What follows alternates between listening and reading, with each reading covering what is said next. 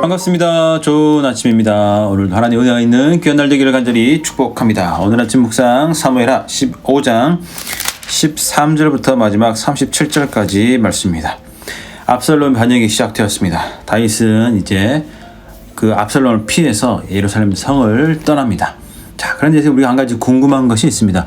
왜 다윗이 굳이 예루살렘 성을 떠나야 했느냐는 것입니다.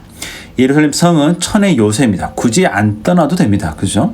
또 아직 그 다윗의 용사들이 다윗과 함께 있습니다. 그 다윗의 용사들 중에서 압살롬이 딱 붙어가지고 막 크게 활약할 만한 사람들은 성경에 그 이름이 나와 있지 않습니다. 그 말은 지금 다윗이 압살롬과 싸워도 충분히 이길 수 있다는 거죠. 그럼에도 불구하고 오늘 다윗은 예루살렘 성을 떠나서 도망갑니다. 마치 그 압살롬과 싸우면 질 것 같은 그런 분위기로 말이죠. 왜 그랬을까요? 자, 여기서 만약에 전쟁을 하게 되면 누가 죽겠습니까? 지금 당연히 다윗이 힘이 세니까 압살롬이 죽겠죠. 그래서 다윗이 압살롬을 죽이지 않기 위해서 예루살렘 성을 떠나서 도망을 가는 것이죠. 또 압살롬의 반역을 잘 보면 군사적인 반란이 아니라는 것을 알 수가 있습니다. 여러분 뭐 드라마나 영화 같은 거 보시면 나오잖아요, 그죠? 뭐 아들이든 누구든 왕을 죽이고 뭔가 하려고 그러면 몰래 밤에 또는 군대를 모아서 왕을 치거나 뭐 자객을 보내거나 그런 것들을 볼 수가 있습니다. 압살롬은 그렇게 하지 않았습니다.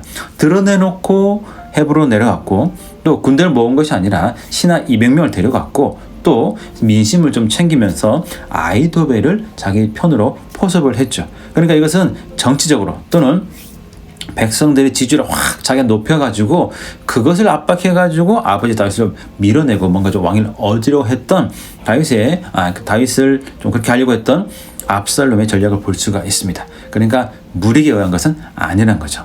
어쨌든 전쟁은 피할 수가 없습니다. 전쟁하면 압살롬이 죽을 수밖에 없으니까 다윗이 그것을 피했다라는 것을 기억하시면 됩니다. 다윗 다른 나라 전쟁을 하거나 다른 나라 관계에서는 탁월하게 잘했지만 백성들을 다스리는 일은 좀 잘하지 못했던 것 같습니다. 그러나 그가 예루살렘의 성을 떠나가는 그 길에 많은 백성들이 나왔습니다. 울며 또 다윗을 배웅해 줍니다. 이것을 보면 다윗이 참 좋은 왕이었고 다윗이 참 존경받는 왕이었다라는 것을 알 수가 있습니다.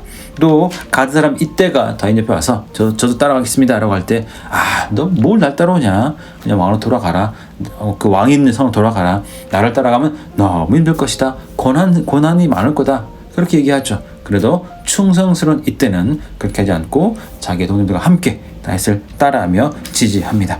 또 그 뒤 내용 쭉 보시면은 그 다윗이 떠날 때 많은 사람들이 울며 또 위로하는 그런 내용들을 볼 수가 있습니다. 자, 그러나 참 독특하게도 다윗은 언약궤를 가져가지 않습니다. 그리고 제사장들도 그 예루살렘에 오히려 남아있도록 합니다.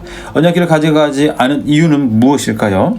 자, 25절 보실까요? 15장 25절. 왕이 사도에게 이르되 보라, 하나님의 궤를 성읍으로 도로 메어 가라. 만일 내가 여호와 앞에서 은혜를 입으면 도로 나를 인도하사 내게 그 궤와 그 계시내를 보이시리라. 그러니까 다윗은 믿음이 있었던 거죠. 하나님이 나를 다시 예루살렘으로 이끌어 주실 것이다 하는 그 믿음. 그래서 언약궤를 놔두고 갔고요. 그럼 제사장들은 왜 놔두고 갔을까요? 데려가면 더 좋을 텐데 첩본으로, 스파이로, 정본으로 예루살렘 성에 놔둔 것이죠. 그리고 또 그 다음에 다윗의 모사이자 베냐민 사람 후세가 찾아옵니다. 후세도 똑같이 얘기하죠. 나를 따라가는 건 나에게 도움이 되는 게 아니야. 너 그냥 그 성에 남아있으라. 그리고 아히도벨의 모략을 네가 좀 잘 박아봐라. 그렇게 이야기합니다. 정말 나중에 아히도벨이 정말 최고의 전략을 했을 때 그것을 무마시킨 사람, 그것을 깨버린 사람이 바로 후세였다는 거죠. 그래서 이렇게 지혜로운 모습을 통해서 다윗 압살롬의 반역을 승리를 이끄는 그런 모습을 우리가 확인할 수 있습니다. 결국 37절 보시면 다윗의 친구 후세가 곧 성읍으로 들어가고 압살롬도 예루살렘으로 들어갔더라. 결국 해서 다윗은 예루살렘 성을 떠나게 되었고 이제 압살롬이 예루살렘 성으로 들어오게 되었습니다. 오늘 우리는 리더에 대해서 여러 가지를 많이 생각을 해봐야 됩니다. 그죠? 완벽하고 온전한 리더는 없습니다. 그러나 우리가 적어도 리더를 뽑을 땐 또 지지할 때는 그가 예수를 믿는지 아니면 적어도 그가 예수님 말씀하신 그 내용들, 그 가치들을 정말 선하게 따르고자 하는 사람인지 그것을 통해서 리더를 선택하고 또 따르고 함께 해야 되는 줄로 믿습니다. 또 특별히 우리나라에서 많이 기도를 해야겠죠. 그죠? 또 내가 속한 공동체나 또 직장에서 그런 리더를 선택할 수 있으면 선택을 해야 하고 또 그 리더가 그렇게 귀한 것, 좋은 것들 가지고 그 가치관을 바라보고 계속 나갈 수 있도록 우리는 계속 기도로 응원을 해야 하는 줄로 믿습니다. 자, 여러분이 선택할 수 있다면 오늘 본문에서 압살롬을 선택하셨겠습니까? 다윗이겠습니까? 다윗이겠죠. 그죠? 그러나 다윗 오늘 본문을 보면 아들을 잘 다루지 못하는 흠이 있습니다. 약점이 있죠.